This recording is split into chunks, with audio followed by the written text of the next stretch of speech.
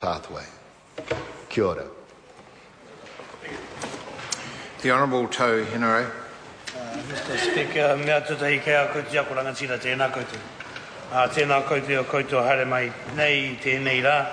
I raro I te kaupapa otara nei, no reira no mai haere mai.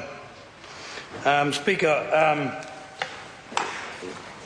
I suppose I should start off by saying there's a conflict of interest, but I don't actually see it as a conflict of interest, so I won't. Mr. Speaker, can I pass on my respects to Stan, Mika, Julie, Willie, and the team for Rongowhakaata, and everybody else who has been involved in that side of it too. As I said last week in the second reading, sir, find this to be one of the most interesting stories that hasn't been told in New Zealand's history. And I want to give you some, if I may, some parallels to other happenings around the world, around about the same time as the Battle of Waitingahika and Ngātapa. 20 years difference, or after the Battle of Waitingahika and the slaughter and massacre at Ngātapa, is one of the world's better known massacres, and that is the massacre at Wounded Knee, Mr. Speaker. And I suppose it brings me to the fact that this country better start owning its own history. This is not Rongowhakaata's history. This is our history. This is New Zealand's history, and we shouldn't refer to it as their issue. It's our issue, and we better start teaching this stuff in our schools, because while to some people ignorance is bliss, most of the time when there is ignorance around, you don't know who you are and you don't know where you're going, and you certainly don't know where you come from. Mr. Speaker, there is a whole brilliant history in Rongowhakaata, not only about the sad occasions, but there are happy occasions as well that we need to be telling our mokopuna, our babies, ourselves, sir. Like the fact that Te Kōti wasn't some layabout who sat around thinking about how to diddle the crown out of whatever. He was actually out there as a business person, seeking the betterment for his own people, sir. And that's a trait that I think everybody in this House should, and most probably does, stand up and applaud.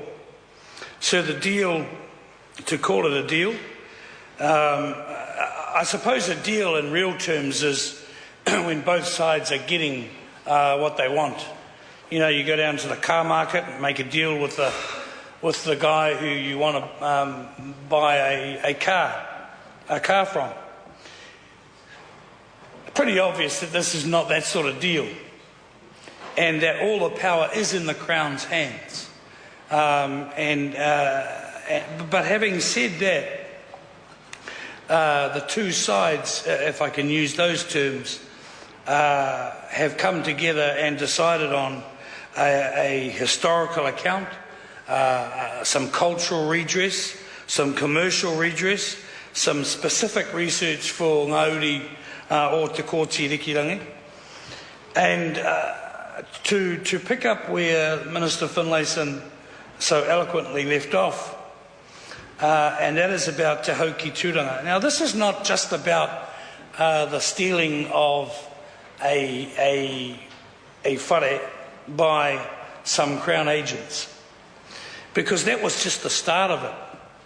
To try and fit it into the Dominion Museum, they cut most of the carvings apart to stick it in the meeting house, to stick it in the Dominion Museum.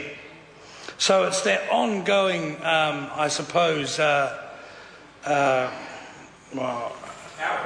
rape of our culture and violation of our culture, that to see the return of Te Hauki Tūranga in the most appropriate manner, and might I say, maybe as an arts centre for New Zealand, is I think one of the most appropriate parts of this settlement, sir.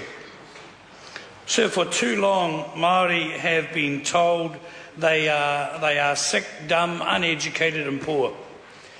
And I do hope that this, what we do today, says to our people especially, that you are not sick, dumb, uneducated and poor. You are the most brilliant people this side of the Southern Hemisphere and most probably beyond.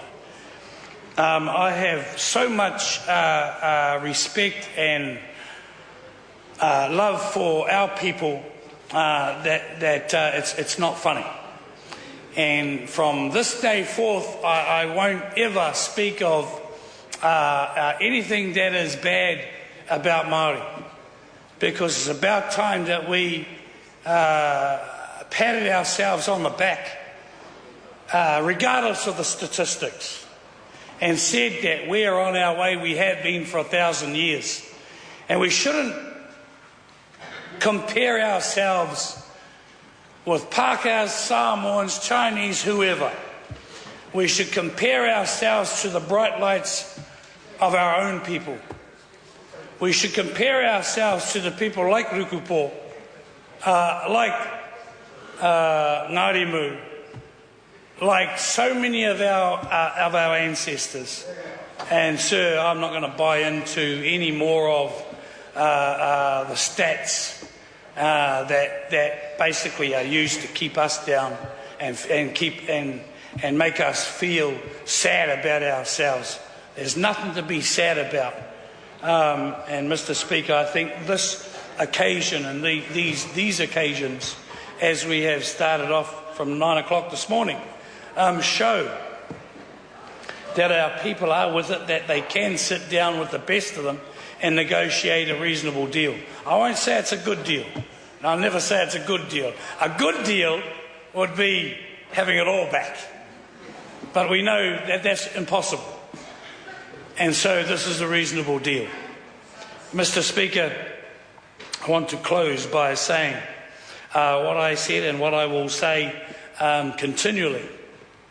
My message to Rongowhakaata is this: beware of companies and shysters bearing good little ideas on how to spend your money.